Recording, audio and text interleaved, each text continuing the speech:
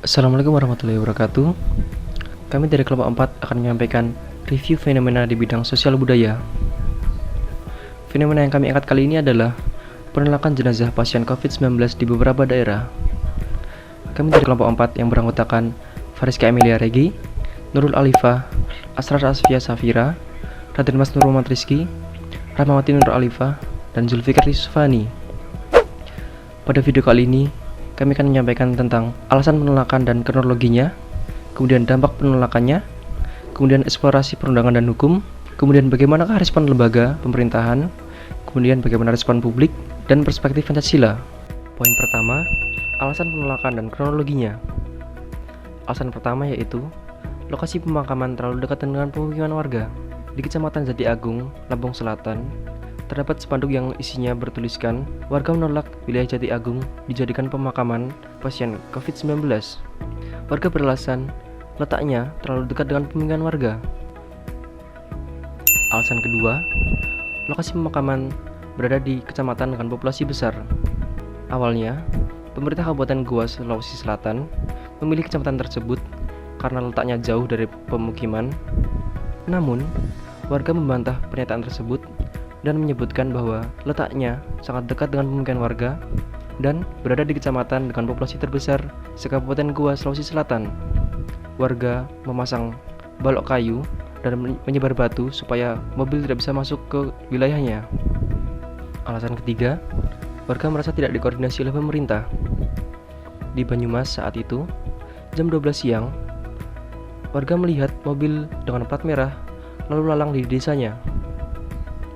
Kemudian, saat jam 7 malam, tiba-tiba listrik di desanya mati. Dan kemudian, tiba-tiba ada rombongan mobil dengan plat merah masuk ke desanya tanpa ada koordinasi dari pemerintah. Tidak ada info kepada kepala desa atau kepada warga.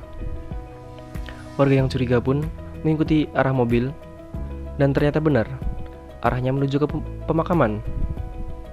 Warga yang merasa pemakaman itu kesannya diam-diam, emosi, dan memaksa untuk membongkar makam dan memindahkan jenazah ke tempat lain. Kemudian alasan keempat, yang mungkin menjadi alasan di seluruh daerah di Indonesia, yaitu takut tertular oleh virus corona. Di Makassar, warga menolak jenazah PDP dimakamkan di daerahnya. Poin kedua, yaitu dampak penolakan.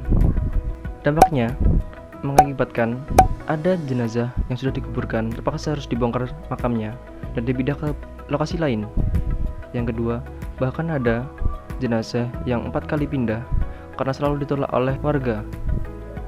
Dari poin-poin di atas, bisa kita lihat bahwa masih kurangnya sosialisasi dari pemerintah terhadap tidak berbahayanya jenazah yang tidak akan menularkan penyakit pada warga.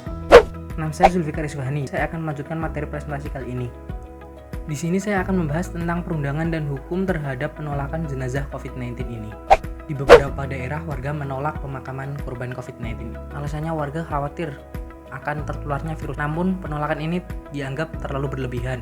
Di Ungaran, Jawa Tengah, polisi menindak 3 orang yang diduga menjadi provokator dalam penolakan jenazah COVID. Menghalang-halangi petugas yang akan melakukan pemakaman resmi secara hukum memang dapat dipidana.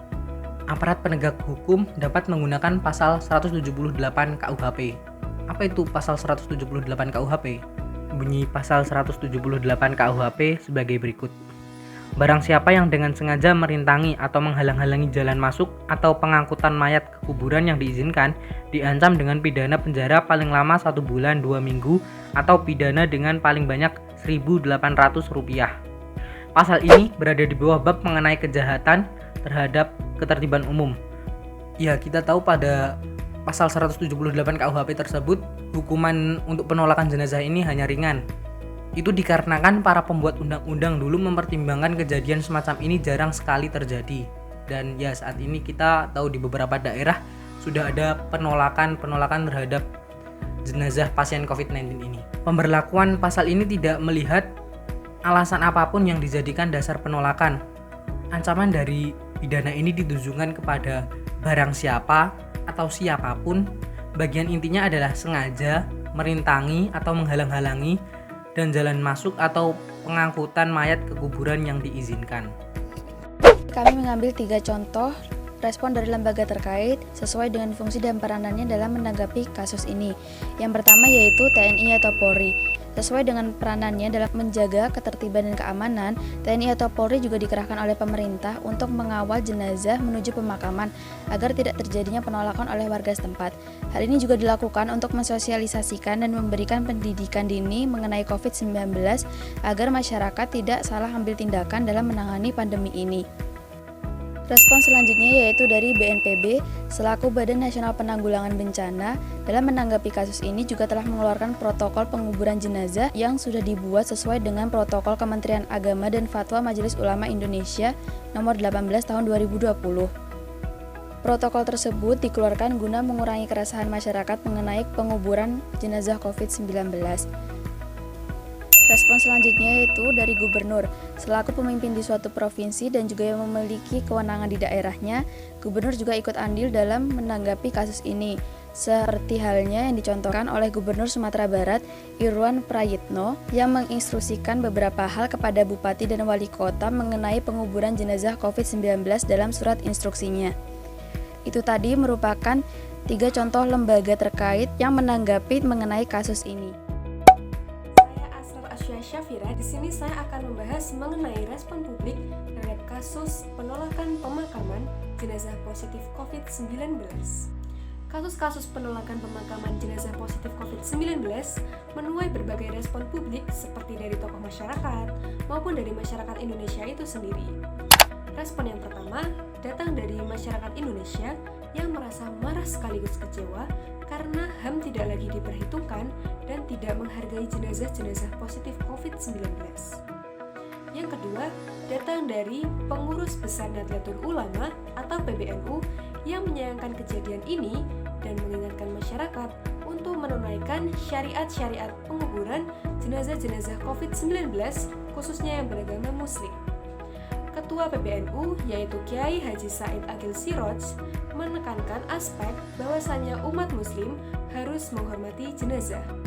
Beliau menegaskan dan menolak keras adanya penolakan pemakaman jenazah-jenazah positif COVID-19 yang telah ditangani oleh rumah sakit dan dijamin keamanannya.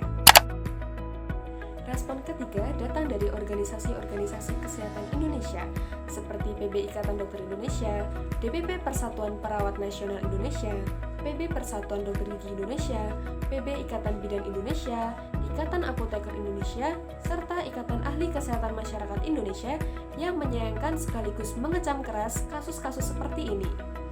Seperti kasus penolakan jenazah perawat Nuria di Jawa Tengah, kasus serupa akan dibawa ke ranah hukum sebagai efek jera agar tidak terjadi kasus-kasus yang seperti ini.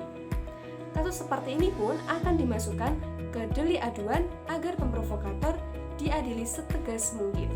Respon yang keempat datang dari Wakil Presiden RI yaitu Ma'ruf Amin yang merasa kecewa dengan masyarakat yang telah melakukan penolakan pemakaman jenazah-jenazah positif COVID-19. Beliau menegaskan bahwa masyarakat tidak perlu khawatir karena pemakaman dari jenazah-jenazah positif COVID-19 telah ada protokolnya.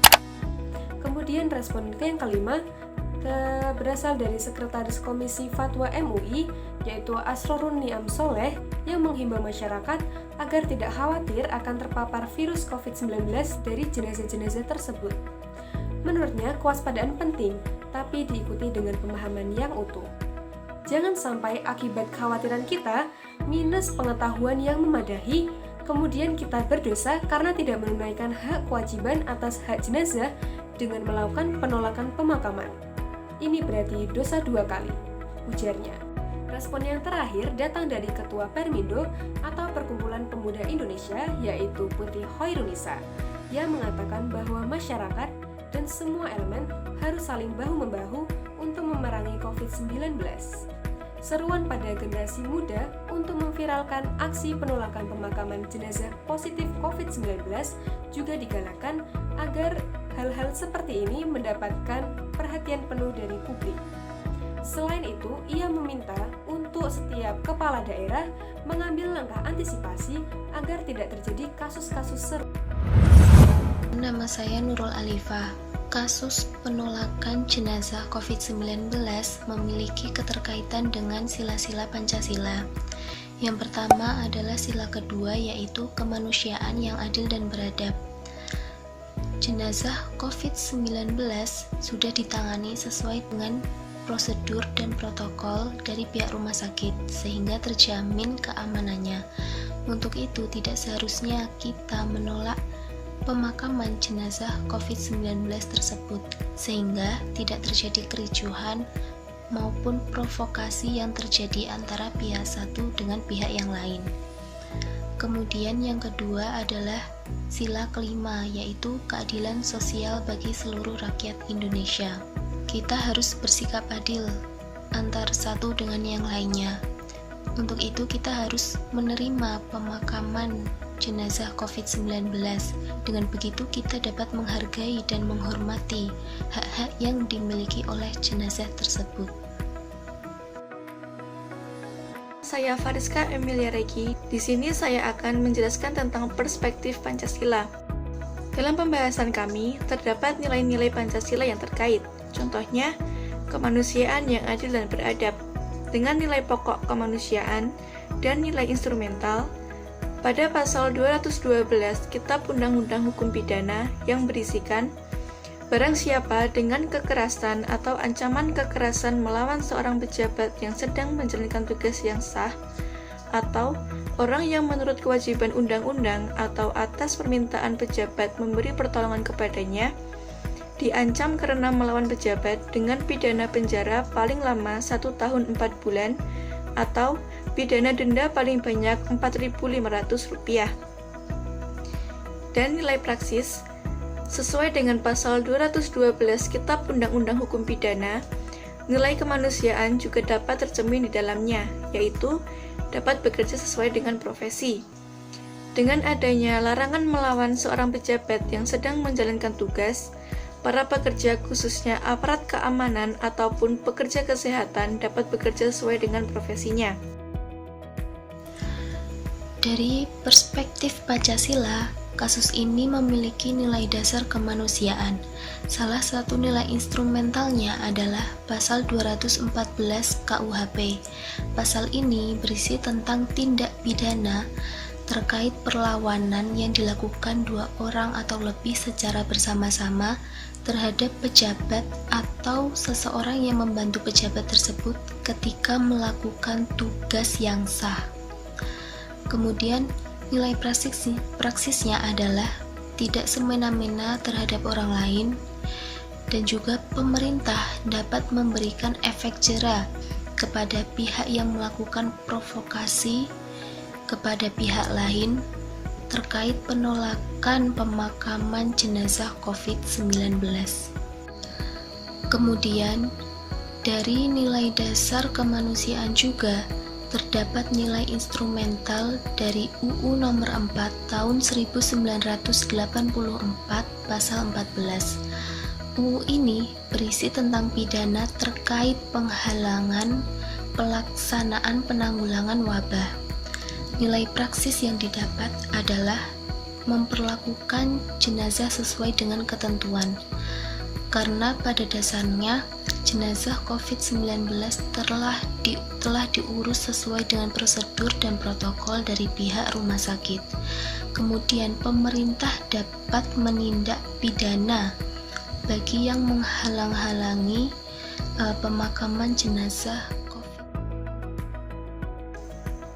Selanjutnya, keadilan sosial bagi seluruh rakyat Indonesia dengan nilai pokok keadilan dan nilai instrumental pada pasal 178 Kitab Undang-Undang Hukum Pidana yang berisikan, barang siapa yang dengan sengaja merintang atau menghalang-halangi jalan masuk atau pengangkutan mayat ke kuburan yang diizinkan, diancam dengan pidana penjara paling lama 1 bulan 2 minggu atau pidana denda paling banyak Rp1.800. Dan nilai praksis yang terdapat yaitu bersikap adil terhadap sesama, menghormati hak-hak orang lain. Dalam kasus ini, pemulangan atau pemakaman jenazah pasien COVID-19 harus diterima oleh masyarakat setempat guna menghargai dan menghormati hak pasien tersebut.